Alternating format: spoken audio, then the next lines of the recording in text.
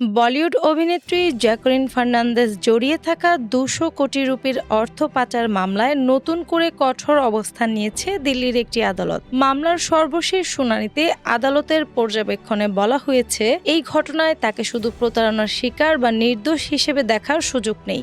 দিল্লির পাটিয়ালা হাউস কোর্টে চলমান শুনানিতে বিচারক মন্তব্য করেন, প্রাথমিক তদন্ত ও উপস্থাপিত প্রমাণ অনুযায়ী জ্যাকুলিনকে এই অর্থ পাচার চক্রের একজন গুরুত্বপূর্ণ অভিযুক্ত হিসেবেই বিবেচনা করা উচিত।